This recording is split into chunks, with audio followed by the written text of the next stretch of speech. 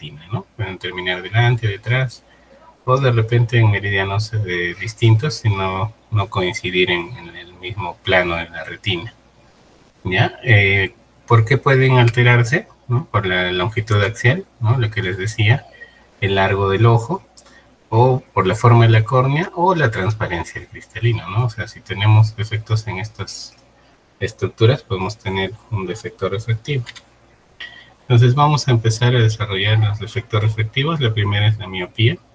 En este caso, la mayoría de veces, estos ojos son más largos de lo normal. Los lentes lo que van a originar al tener un ojo más largo es que la imagen se forme por delante de la retina, ¿no? Entonces, este paciente de lejos no va a ver bien, pero su punto focal va a estar un poco más cercano, ¿no? Entonces, los pacientes miopes no ven bien de lejos, pero sí ven bien de cerca, ¿no? Esa es la característica del paciente miope. Entonces, como acá ven en esta figura, un ojo normal en el cual llega la imagen en la retina, y en los miopes es lo contrario, ¿no? Entonces van a terminar formando la imagen delante de la retina. Entonces podemos clasificar la miopía, ¿ya? En miopía simple, intermedia o moderada, miopía alta o degenerativa, ¿no? Para que más o menos recuerden de acuerdo a la medida, ¿no? Miopes simples son menores de 3 su medida, las intermedias o moderadas de 3 a 6 y las altas o degenerativas más de 6. La longitud axial en los miopes de categoría simple van a ser sus longitudes axiales normales o de repente ligeramente incrementadas, ¿no? 22.5. En estos pacientes no vamos a ver lesiones en la retina. En los pacientes con miopía moderada tampoco vamos a ver muy frecuentemente las lesiones en retina, pero ya vamos a ver un aumento en la longitud axial del ojo, ¿no? Hasta 26 milímetros vamos a observar. En los miopes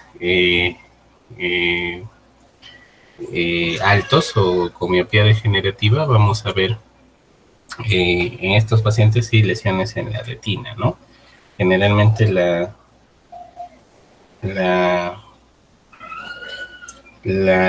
esclera es la que va a aumentarse de tamaño. Recuerden que la esclera tiene tejido colágeno y lo que vamos a presenciar es que hay un aumento en la longitud axial a expensas de la esclera, pero la retina no es elástica, ¿no? Entonces, al estar traccionando esta esclera podemos generar degeneraciones. Degeneraciones que puedan incluso generar rupturas en la retina y estas posteriormente generar desprendimientos de retina finalmente, ¿no? Eso es la fisiopatología de los miopes con degeneración retinal, ¿no? Entonces, ¿qué signos y síntomas vamos a presenciar en un paciente miope? ¿No?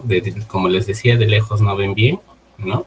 No tienen un esfuerzo mayor para poder enfocar los objetos que están a distancia. Esto va a generar fatiga ocular y finalmente dolores de cabeza, ¿no?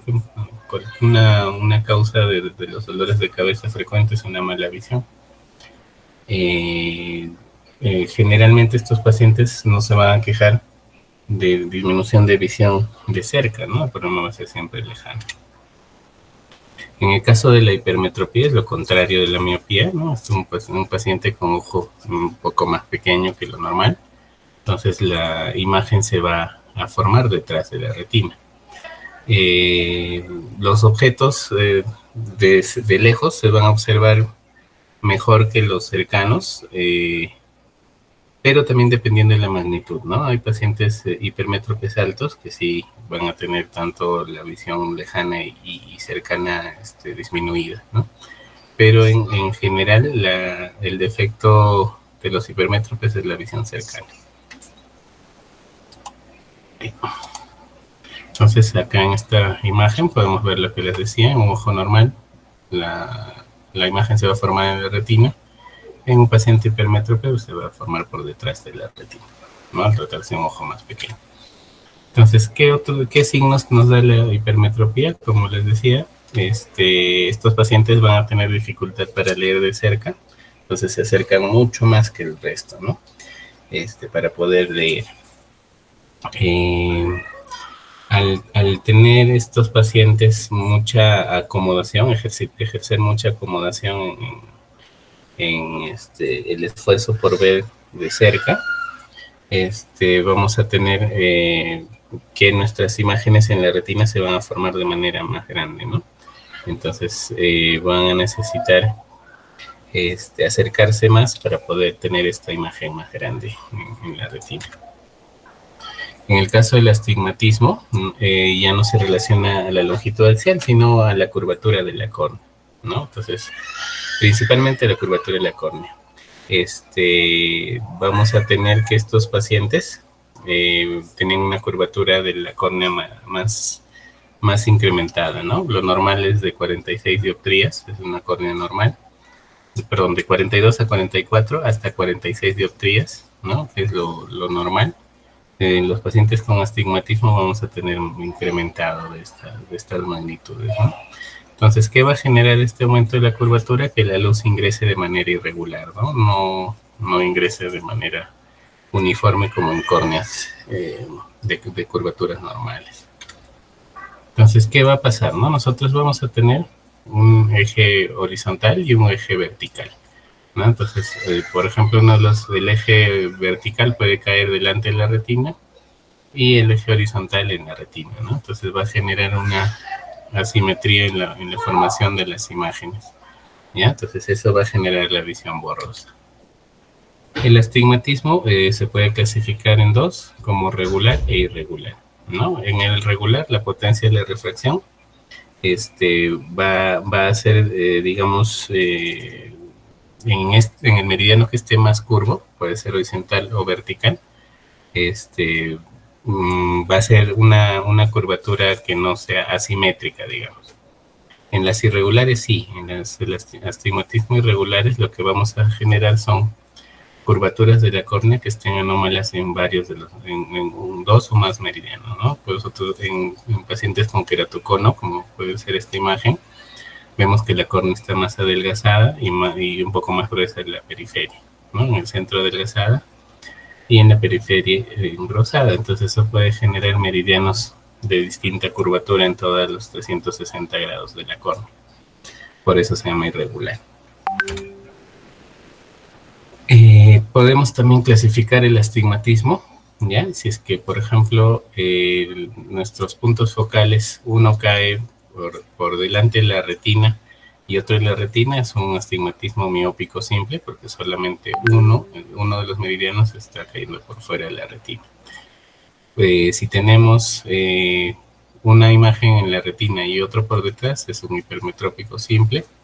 Los compuestos, cuando, por ejemplo, miópicos compuestos, si es que los dos meridianos caen por delante de la retina, hipermetrópico compuesto, si es que caen por detrás de la retina ambos meridianos, ¿no? Y puede haber un mixto, ¿no? Uno que caiga por delante de la retina y otro por detrás, ¿no? Entonces, estos son los menos frecuentes. Los más frecuentes son los miópicos simples, ¿no? Esa sería la clase de astigmatismo más frecuente. Podemos tener también la clasificación del astigmatismo. Normalmente nuestro eje vertical es el eje que más curva va a tener, ¿no? Que el horizontal. Entonces, si tenemos un astigmatismo que se acerque a 90 grados, se llama un astigmatismo con la regla. Es lo que la mayoría de nosotros tenemos, ¿ya?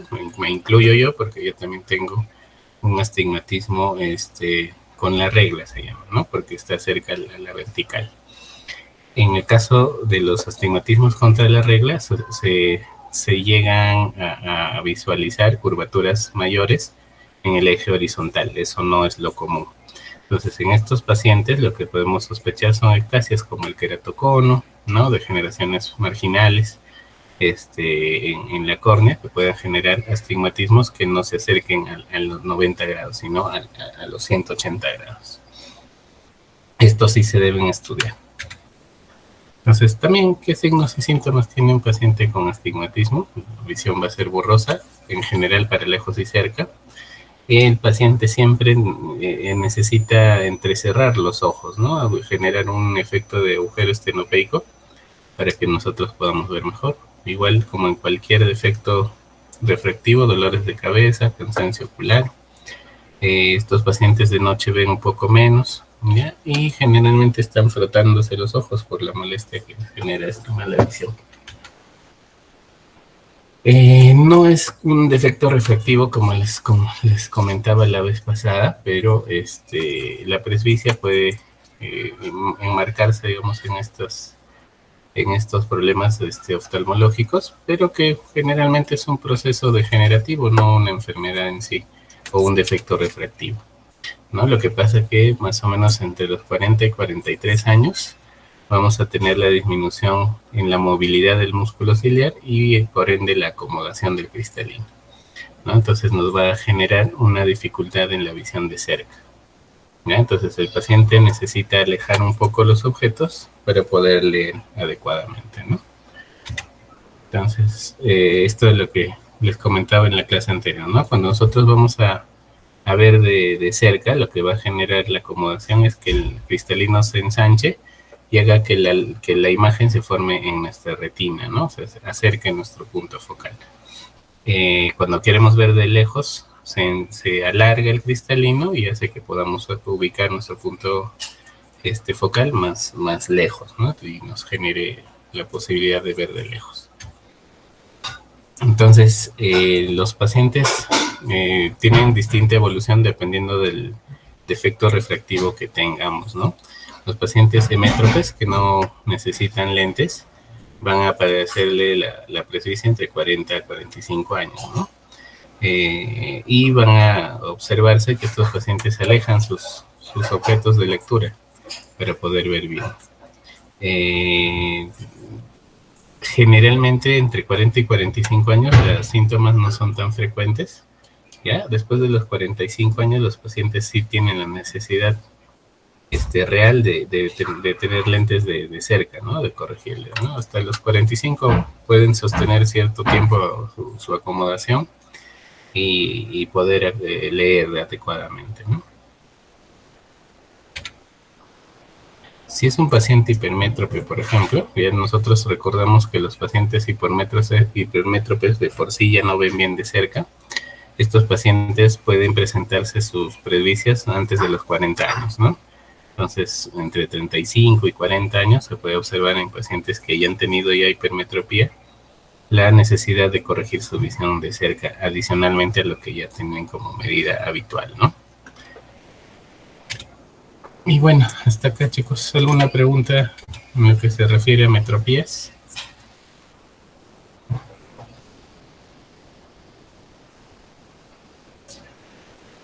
¿Ninguna pregunta, chicos? A ver, creo que alguien está levantando la mano. Leslie, puedes abrir tu micrófono, por favor. Doctor, buenas noches. Una consulta. No me quedó muy bien claro sobre la cuestión de las miopías. No entendí muy bien cuando se refiere a longitud máxima, la longitud a qué se refiere. La longitud axial la comentamos en la clase de anatomía, la vamos a medir desde el punto central de la córnea hasta la cabeza del nervio óptico, la papila, ¿no?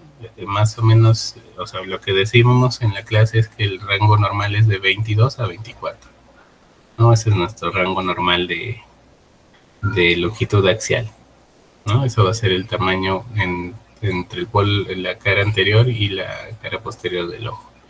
A eso se refiere con longitud axial. Ojos largos se relacionan a ojos miopes, o miopía, perdón, y ojos cortos a hipermetropía. Y el astigmatismo se refiere más a la curvatura del ojo, para que más o menos tengan un resumen de eso. Gracias, doctor. ¿Alguien más, chicos?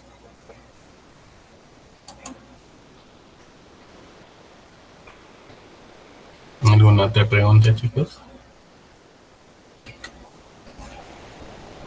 Bueno, si no hay más preguntas, continuamos con... Nos tocaría la clase de ambliopía. ¿Ya?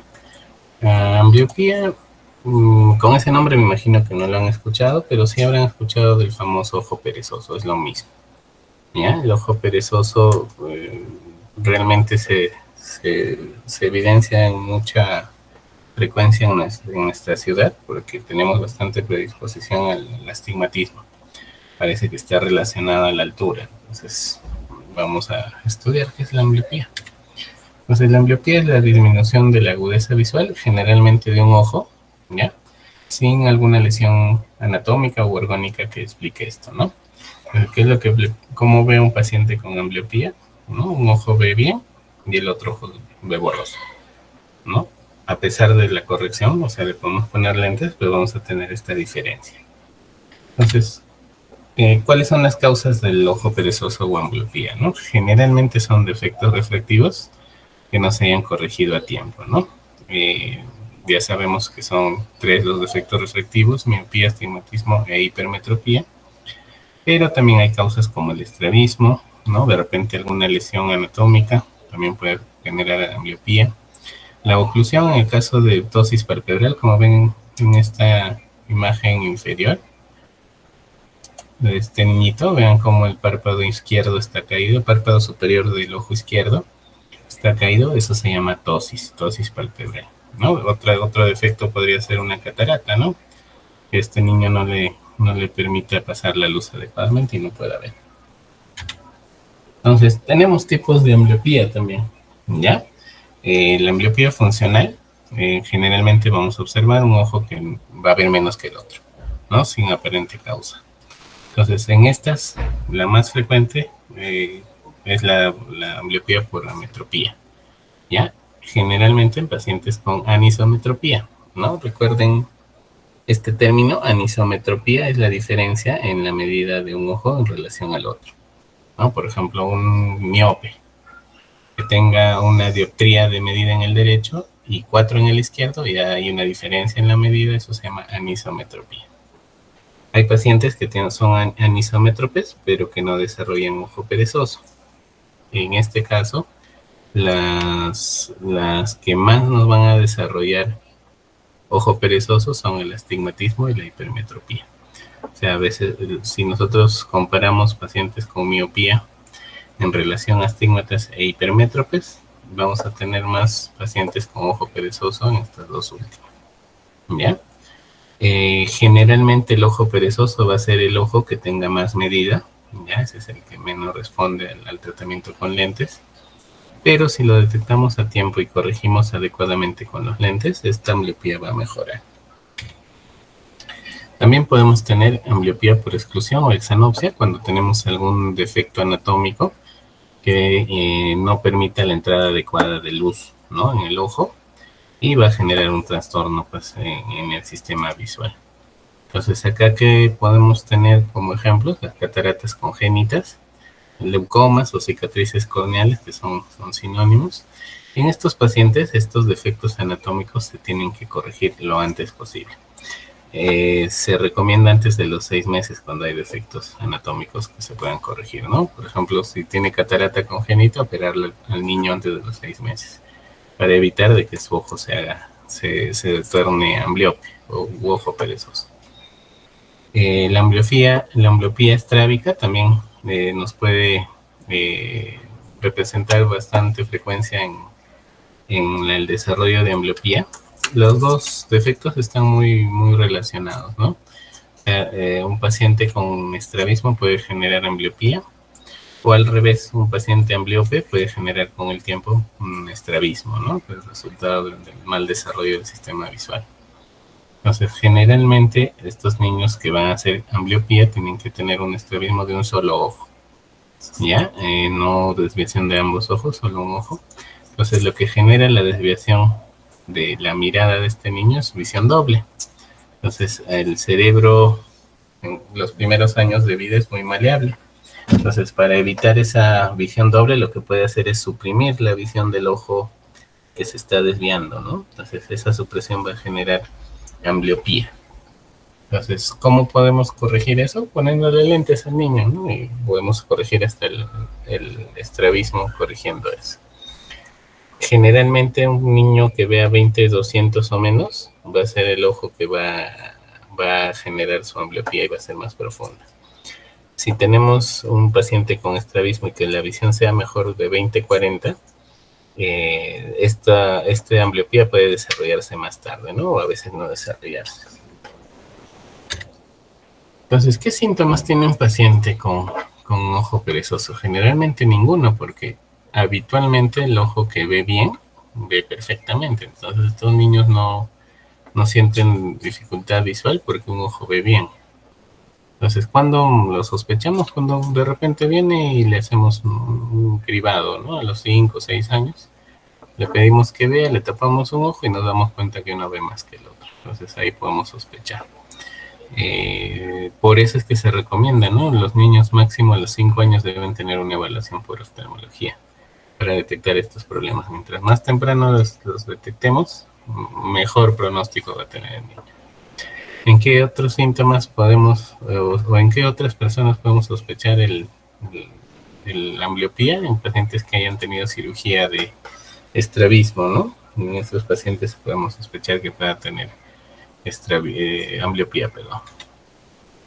Entonces, ¿qué le podemos detectar al paciente que estemos sospechando ojo perezoso, ¿no? Lo que les decía, peor visión en un ojo, ¿no? Un ojo de repente ve 20-20 y el otro ojo ve 20-50, a pesar de que le pongamos o el agujero estenopeico o lentes. Pues ahí ya podemos sospechar del ojo perezoso. En los pacientes que tengan ambliopía van a tener más facilidad de reconocer letras o estímulos si los separamos, ¿no? Como en esta cartilla. Si los tenemos así muy juntos, van a tener más dificultad para poder ver, ¿no? Entonces, ¿cómo ve un paciente con ambliopía? Generalmente ve así todo arremolinado, ¿no?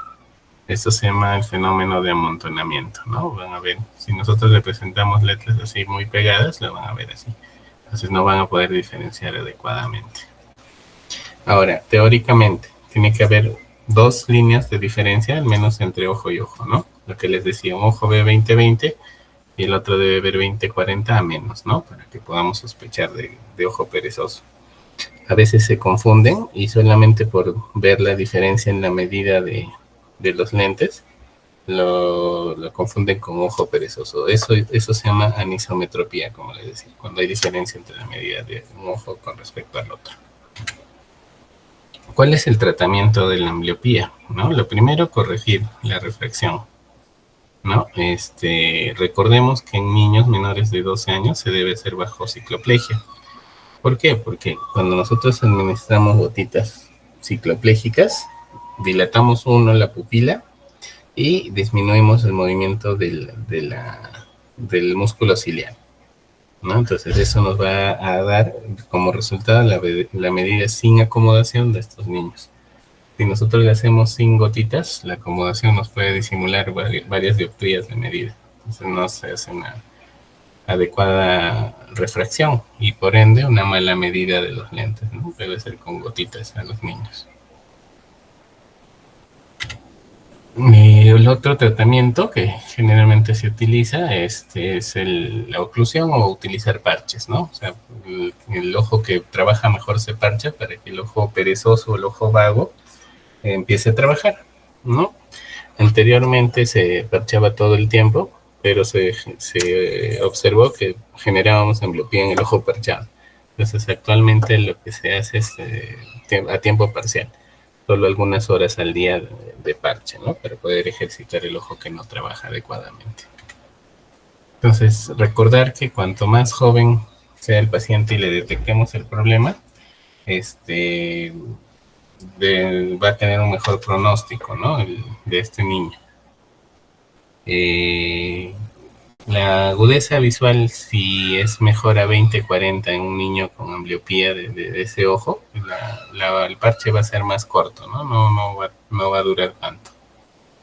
Lo que sí recordar, ¿no? Si nosotros estamos tratando a un niño con parches y a los 6 meses observamos que no hay mejora, este paciente ya no va a mejorar, ¿no? Y se le explica al padre que lamentablemente el niño ya no tiene buen pronóstico para corrección del ojo perezoso. Otro tipo de tratamiento es la penalización. En la penalización lo que hacemos es administrar gotas que hagan que vean menos el ojo dominante, el ojo que ve mejor. Entonces podemos utilizar en este caso atropina se puede utilizar de entre 1 a 2 veces al día. Lo que genera la atropina es dilatación de la pupila y por ende mala visión, ¿no? De cerca. Entonces lo que va a generar es que este paciente trabaje más el ojo, la visión lejana, ¿no? Y por ende ejercitar el sistema visual. ¿En qué niños podemos hacer esta penalización? En aquellos que haya una diferencia de más 4 dioptrías entre ojo y ojo, ¿no? Lo que les decía, un ojo puede tener 1 y el otro 6. Pues ahí tenemos más de 4 dioptrías, podemos penalizar esto. Y lo que les decía, tomar la agudeza visual en niños es importante, ¿ya? El pronóstico es mucho mejor mientras más pequeño detectemos el problema en los niños. En general, todas las ambliopías, así sean leves, son de pronóstico reservado. A veces están mejorando un par de años y de ahí se decaen, se confían, dejan de usar los correctores hasta el parche y empeoran, ¿no? Vuelven a complicarse de repente con estrabismo, o de repente el ojo perezoso lo podemos desarrollar en el ojo contralateral. Tiene que tener un seguimiento bien estrecho el paciente con ambliopía. Ya, chicos, hasta acá alguna pregunta sobre ambliopía.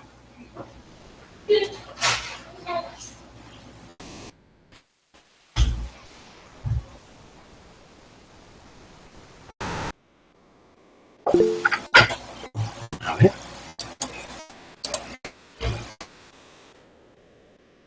Ya, allá, todo claro, dice, ninguna pregunta ya. Entonces continuaremos con la última clase, que es estrabismo. El estrabismo es era parte de la pregunta del examen de entrada que les hice, ¿no? Entonces, el estrabismo, que es una desviación manifiesta del eje ocular en relación a la posición que debería adoptar cuando fijo un objeto. O sea, ¿qué quiere decir? Cuando yo quiero ver un objeto, lo que debo observar es que los dos ojos apunten hacia el mismo objeto, ¿no? Entonces, en el estrabismo lo que hacemos es que uno apunta al objeto y el otro no. Ahí podemos nosotros darnos cuenta si un paciente tiene estrabismo, ¿no? Entonces, para evaluar eso tenemos que pedir que vea un solo punto. Y si vemos ahí desviación, ya sospechamos de estrabismo, ¿ya? Es una patología frecuente, desde el 2 hasta el 5% de niños menores de 5 años pueden tener un grado de estrabismo, ¿ya?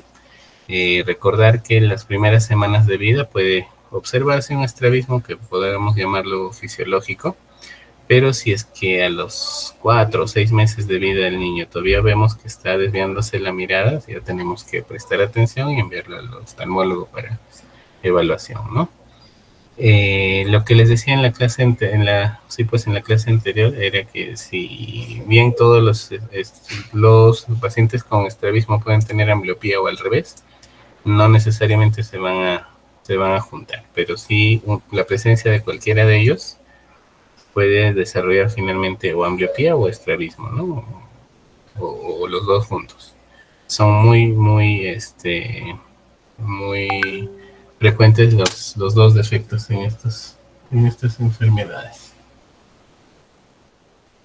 Igual que la ambliopía, el estrabismo es dependiente de la edad en la cual la detectemos o la sospechemos.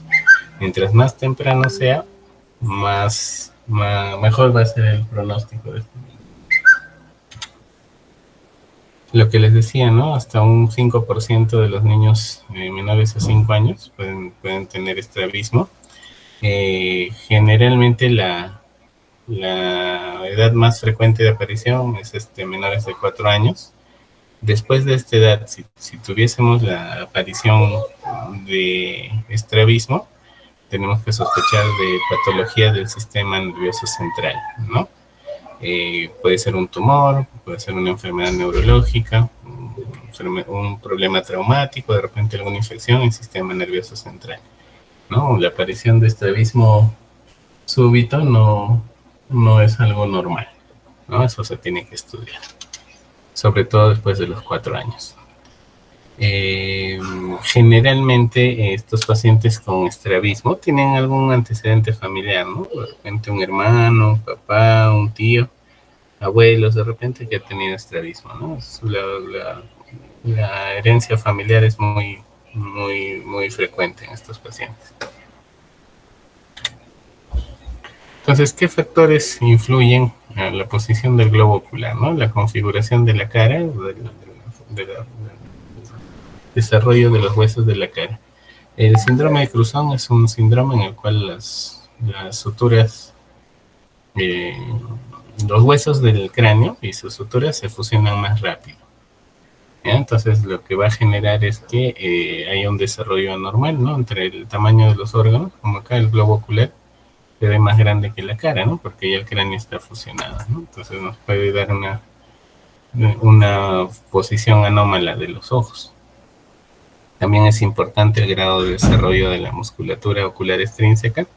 Hay personas que nacen con hipertrofia o hipofunción de músculos extraoculares, ¿no?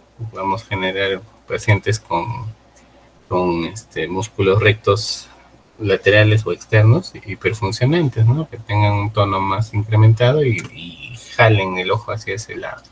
Está el defecto, ¿no? Es importante la refracción del paciente, lo que les decía, ¿no? Si es un ojo que no ve bien, los niños pueden generar supresión en ese ojo y finalmente que se desarrolle también una desviación de la mirada, porque como no fija bien los objetos, se va a mover desordenadamente. El estado neurológico del paciente también es importante. Recuerden que los movimientos de los músculos extraoculares o la acción de los músculos extraoculares está a cargo de los nervios de los pares craneales, ¿no? Y estos pueden tener defectos en el sistema nervioso central y generar estrabismo, ¿no? Eso también tenemos que recordar. Entonces, algunos términos que deben recordar cuando estemos hablando de estrabismo. La ortotropia o ortoforia es cuando están nuestros ejes normales, ¿no? Eso no es cuando no tenemos estrabismo. ¿Ya? Heterotropia o estrabismo manifiesto, cuando en todo momento la desviación de la mirada es evidente, ¿no? Como en esta foto, ¿no? Siempre hacia adentro, en todas las posiciones de la mirada. La heteroforia o estrabismo latente solo se va a evidenciar cuando nosotros rompamos la visión binocular, ¿no? En esta foto inferior ven que vamos a ver, que los dos ojitos cuando están abiertos, ¿no? Hay un eje, se notan paralelos los ejes. Pero si nosotros ocluimos con algo que no cubra toda la luz, vean cómo se desvía hacia afuera, ¿no? Entonces ahí observamos que solo fija con el ojo izquierdo y el derecho no tiene muy buena fijación, solo está siguiendo, ¿no? Entonces ese es el estrabismo latente, solo se hace evidente cuando rompamos la visión binocular. Respecto a las desviaciones, ¿no? Podemos tener desviaciones horizontales, en las cuales generalmente se van a afectar los rectos, laterales o internos. En los defectos verticales vamos a observar defectos en los rectos, inferior o superior, y en los oblicuos, ¿no? Entonces, en el caso de las desviaciones horizontales, vamos a tener la endotropía, si se desvía hacia la nariz o hacia la región nasal. Exotropía, si es que la desviación se va hacia afuera, hacia la región temporal o hacia la oreja, podemos hablar, ¿no? Para que vayan entendiendo. En el caso de las desviaciones verticales, hay hiper e hipotropia. Hipertropia si es que se desvía hacia arriba e hipotropia si es que se desvía para abajo. Recordemos la inervación de los músculos extraoculares, ¿ya? Recordemos que el recto lateral está inervado por el sexto par y su acción es abducir el ojo, o sea, un movimiento hacia afuera, hacia el lado temporal. El recto medio, lo contrario, la aducción, que es el movimiento hacia adentro, ¿no? Recuerden el recto medial, el recto superior, el recto inferior y el oblicuo inferior están inervados por el tercer par, ¿ya? Y el oblicuo superior está inervado por el cuarto par, ¿ya? Entonces, estas son las funciones que generan cada músculo. Esto sería bueno que lo vayan repasando, eso podría ser pregunta del examen. también hay estos términos. Si hablamos de deducción, es cuando solo evaluamos un ojito. O sea, podemos tapar un ojo y evaluamos las deducciones, ¿no? Entonces ahí solo evaluamos un solo ojito. Abducción si es hacia la nariz, aducción si es hacia la oreja, la región temporal, supraducción si es que el paciente puede levantar la mirada, infraducción si ve para abajo, ¿ya? Las versiones es cuando evaluamos los dos ojos, ¿no? Con los dos ojos abiertos. La extroversión si le pedimos que vea hacia la derecha, levoversión hacia la izquierda, supraversión hacia arriba e infraversión hacia abajo. Las vergencias son movimientos conjugados, ¿ya? Cuando nosotros podemos presentar a este paciente objetos, ¿no? A determinada distancia. Convergencia, si es que deseamos ver a un paciente de cerca, de menos de 2 metros. Y divergencia cuando queremos ver objetos lejanos, ¿no? De 2 metros a más. Entonces vean que se conjugan, ¿no? Se desvían un poquito hacia afuera si es que queremos ver de lejos, y para adentro la región nasal si queremos ver hacia en un punto cercano. ¿Ya? Entonces, lo que les decía, esto también sería bueno que repasemos. ¿Ya? La dextrosupraversión es cuando nosotros queremos ver hacia arriba y a la derecha. En esta posición actúan el recto superior del ojo derecho y el oblicuo inferior del ojo izquierdo, ¿no? Esos son los que generan estos movimientos. Si queremos ver hacia arriba, una supraversión, los dos rectos laterales, superiores, perdón. En la levosupraversión, si es que pedimos que vea hacia arriba y hacia la izquierda, van a actuar el oblicuo inferior derecho y el recto superior izquierdo, ¿no? Entonces así vean que generalmente cuando vemos las versiones, vamos a tener músculos que trabajen de manera conjunta, pero que tendrían en el ojo contralateral la función contraria, ¿no? Entonces, eso se llama músculos yuntas, ¿no? Que trabajen juntos para hacer una misma acción. Cuando nosotros queremos evaluar un paciente con estrabismo, debemos realizarle un examen físico mínimo para poder confirmar la sospecha, ¿no? El principal es el test de Hirschberg. ¿En qué consiste? Tener un estímulo luminoso, puede ser una linterna, inclusive su celular, y fijarnos en dónde cae el reflejo corneal en los ojos, ¿no? Lo normal es que caiga al centro de la pupila en ambos ojos, pero en pacientes que sospechemos estrabismo, vamos a ver que uno de ellos cae en el centro y el otro de repente en el borde de la pupila. Ahí podemos decir que hay una desviación de 15 grados. Si cae entre el borde de la pupila y el limbo, ¿no? Ahí podemos hablar de 30 grados de desviación. Y si cae por fuera del limbo, y hablamos de 45 grados, ¿no? Y sospechando la desviación con el test de Hirschberg. También podemos hacer el test de la oclusión cuando vemos, ¿no? Fue lo que les decía anteriormente, con los dos ojos aparentemente paralelos, pero si tapamos y destapamos rápido, podemos observar que un ojo se desvía, ¿no? Esto es un estrabismo latente. Y solo se ve cuando desviamos nosotros, cuando rompemos la visión binocular. Puntos clave en respecto al estrabismo. Si hay una persona que no ve los dos ojos en la misma dirección, y es un niño, este paciente, el ojo que no esté funcionando adecuadamente o que se desvíe de la posición es el que va generalmente presentar supresión en el cerebro, ¿no? Y esto generalmente va a producir ojo perezoso. ¿Ya? Entonces hay bastante relación entre la desviación de la mirada y el estrabismo, y la ambliopía.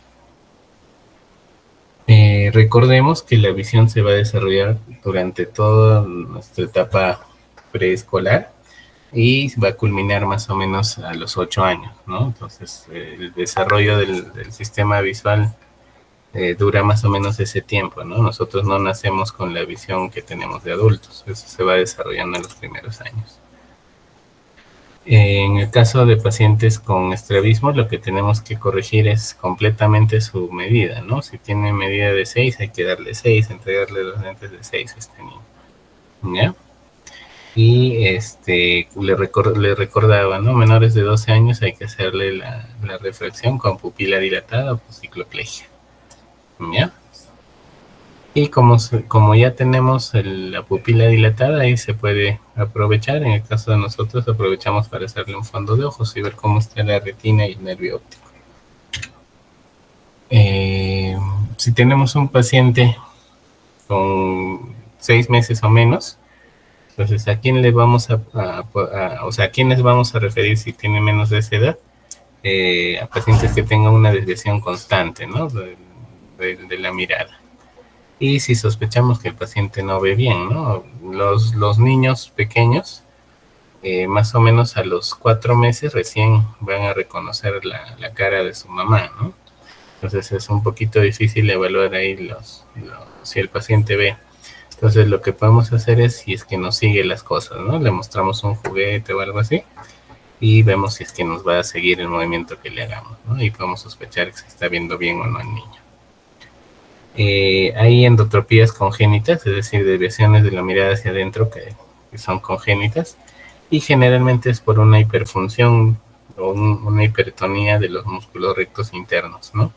Entonces, como está el músculo bien contraído, se pueden beneficiar con toxina botulínica, ¿no? Que ya saben que eso relaja la musculatura.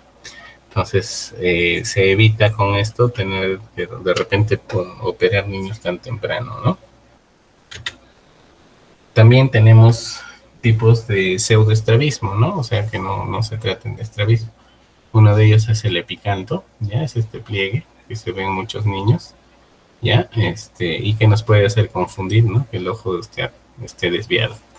Recuerden el test de Hirschberg, vean, el reflejo está acá en el borde de la pupila y en este ojo también.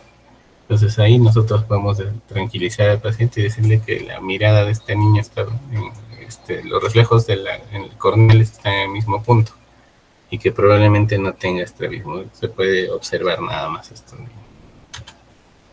Otra causa de pseudoestrabismo puede ser el hipertelorismo. Recuerden que esa es la separación anómala entre las dos órbitas, ¿no? Acá ven un puente nasal bastante amplio. Eso nos puede dar también una percepción de estrabismo, pero que observando los puntos en el reflejo corneal vemos que caen en el mismo punto ambos, ¿no?